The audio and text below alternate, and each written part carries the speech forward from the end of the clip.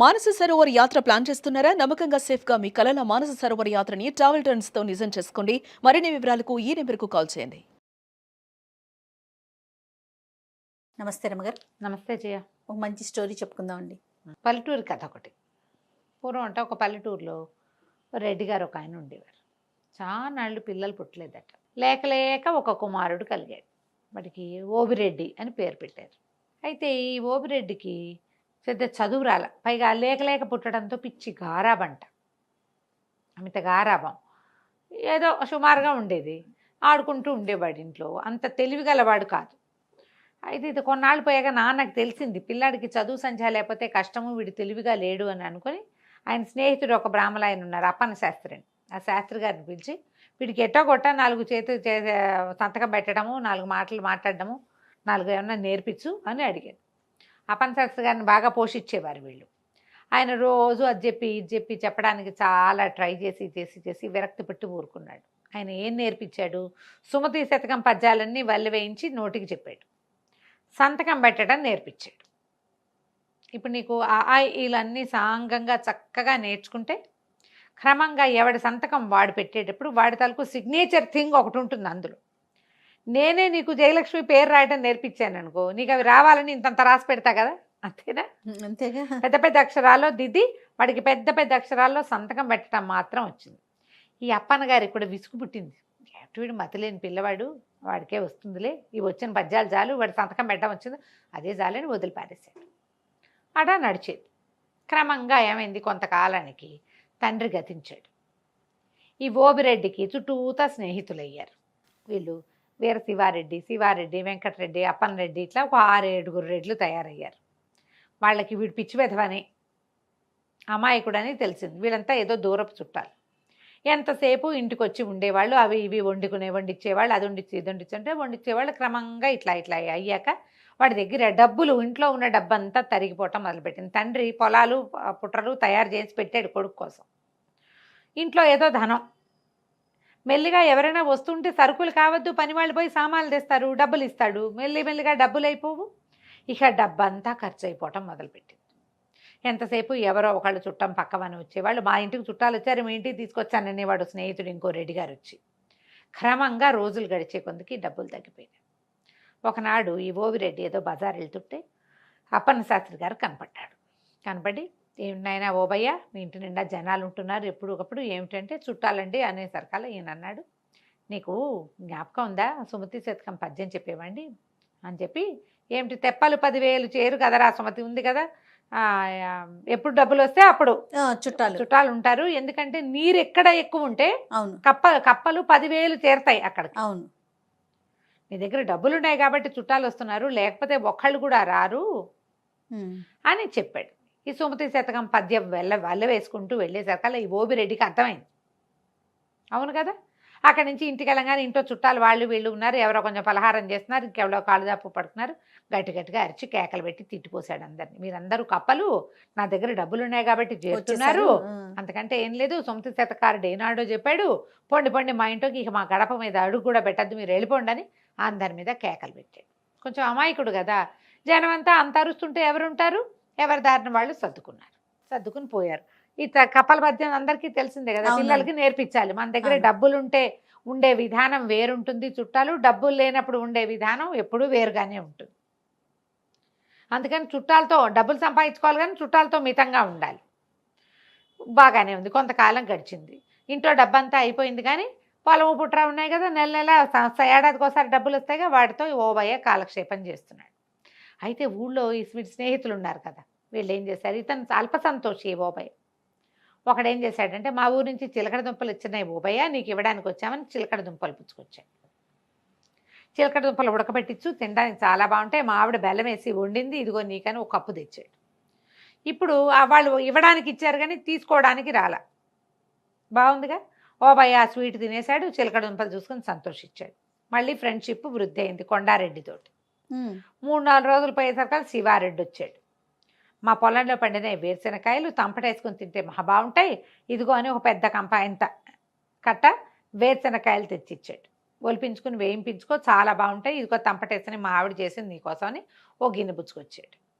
తంపటకాయలు తినడానికి మహా బాగుంటాయి. ఇప్పుడు కొండారెడ్డి కూడా శివారెడ్డి కూడా ఎందుకు వచ్చాడు? ఇవ్వడానికి వచ్చాడు. ఇంతకుముందు మనకేం తెలుసు, తీసుకోవడానికి వస్తారు చుట్టాలు, అవునవును. ఇప్పుడు ఇవ్వడానికి ఇవ్వడానికి వచ్చారు. వీళ్ళు కాకుండా హనుమంతరెడ్డి ఒక ఆయన వచ్చాడు. ఆయనేమో మా ఇంట్లో సంక్రాంతి పండగకి పప్పలండాం, ఇదిగో నీకు అరిసెలు నేతరిసెలు ఇవ్వడానికి వచ్చానన్నాడు. ఒకళ్ళు మా ఆవు ఈనింది జున్ను ఇదిగోనన్నారు. వరుసగా స్నేహితులు రావడం మొదలుపెట్టారు. క్రమంగా మళ్ళీ స్నేహితులకు అలవాటు పడ్డాడు ఇతను. ఎందుకంటే వాళ్ళు తీసుకోవడానికి రాలేదు కదా, ఇవ్వడానికి వచ్చిన వాళ్ళతో తప్పేముంది. అది మెల్లిగా రాకపోక మొదలైనాయి. బజార్ తీసుకుపోయేవాళ్ళు, నువ్వు కాఫీ ఇప్పించు, నేను టీ ఇప్పిస్తానని. ఇవాళ నువ్వు కాఫీ ఇప్పించు, రేపు మేమందరం టీ ఇప్పిస్తామనేవాళ్ళు. ఒకడందరికీ ఓబరెడ్డి అందరికీ కాఫీలు ఇప్పించేవాడు హోటల్లో. మర్నాడు ఎవరు వచ్చేవాళ్ళు కాదు. ఈ 2 రోజుల్లో ఈ ఓబరెడ్డి మర్చిపోయేవాడు. మళ్ళీ స్టార్ట్, నువ్వు ఇవాళ టిఫిన్ ఇప్పించు, నువ్వు ఇవాళ మిఠాయి పొట్లం కట్టించు, నువ్వు ఇవాళ జిలేబీ ఇప్పించని మొత్తం వీడి దగ్గర డబ్బులన్నీ ఖాళీ చేసేవాళ్ళు. అయితే ఏమైంది, కొద్ది రోజులు పోయాక ఇతనికి డబ్బు అవసరం రావటం మొదలుపెట్టి అందరూ 5, 10, 10, 25 అప్పులు పెట్టారు. కావాలంటే మేము ఇస్తాం కదా అని. 5, 10, 25 కలిపితే ఓ 100 రూపాయలు అవుతుంది అంతే. డబ్బులు అయిపోతున్నాయని అడిగేసరికి మళ్ళీ రావాలి కదా, పొలం డబ్బులు వచ్చేదాకా చేతిలో డబ్బు అయిపోతే ఏం చేయాలి? అవును. సరే అప్పులైనాయి. అయిన తర్వాత స్నేహితులంతా ఏం మాట్లాడుతున్నారంటే, ఈ బాబాయ్ పిచ్చి వెధవా, ఒక ఎకరం పొలం రాయించేసుకుంటే మన అప్పులకు సరిపెట్టచ్చు.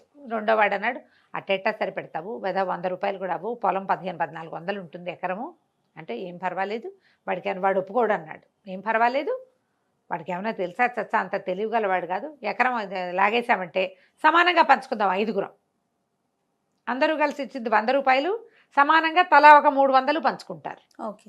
వాడు పిచ్చి వెధవగా ఉన్న నాళ్లే మనకిది రేపొద్దున పెళ్లి చేసుకుని పెళ్ళాం వచ్చిందనుకో, ఆ తెలివిగలదైతే ఈ అవకాశం ఉండదు. వీడు మన చేతిలో ఉన్నప్పుడే మనం పొలాలు లాగేసేయాలి. మన పొలాలకు పక్కన ఉన్న ఎవరో ఒకటి పొలం పక్కన ఉందనుకో, అది వాడు ఆ పొలం కలుపుకుంటాడు. వాడి 300 వాడు ఉంచుకుని 1200కి మిగిలిన వాళ్ళకి అమ్ముతాడు. 1200 ఇస్తాడు, మిగిలిన వాళ్ళు పంచుకోవచ్చు. ప్లాన్ బాగుంది కదా. సరే ఇప్పుడు మరి వాడు సంతకం పెడతాడంటే వాడి బొందా, వాడికి సంతకం పెట్టడం ఒకటే వచ్చు, చదవటం రాదు. చదవటం ఎట్టాడివి చదవటం వచ్చు వాడికి, పెద్ద పెద్ద అక్షరాలు ఉంటే చదవగలుగుతాడు. ఆ పెదబాల శిక్షలో ఉన్నట్టు చేతిగడ్డ గొలుసుకట్టు రాతతోటి రాసుకొచ్చేస్తానని ఒకడు కొండారెడ్డి దస్తావేజులు రెడీ చేసుకుని వచ్చాడు. అతని పొలం పక్కనే ఈ ఓబయ్య కూడా పొలం కూడా ఉంది. అతను కలుపుకుంటాడు ఆ పొలాన్ని. సరే చేతిగా గొలుసుకట్టు రాతతో దస్తావేజు రాసేసి చేత్తో పుచ్చుకొచ్చాడు. పుచ్చుకొచ్చాక వాళ్ళు వచ్చేసరికల్లా ఇతను ఒక పద్యం చదువుకుంటాడు. ఏమిటది? మాటకు ప్రాణం సత్యం. ఏదైనా ఒక మాట మాట్లాడాలంటే నిజం ఉండాలి అందులో. అది ఆ మాటలకు ప్రాణం ఏమిటి? నిజం. నిజం. అథెంటిసిటీ కావాలి దానికి.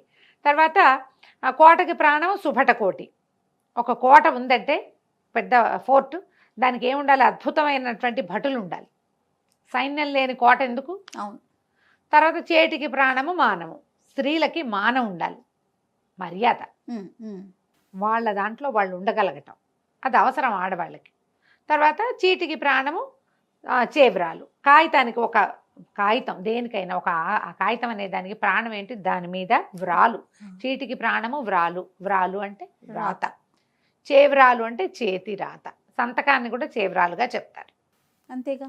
ఈ పద్యం చదువుకుంటున్నాడు. జనాలు లోపలికి వచ్చారు.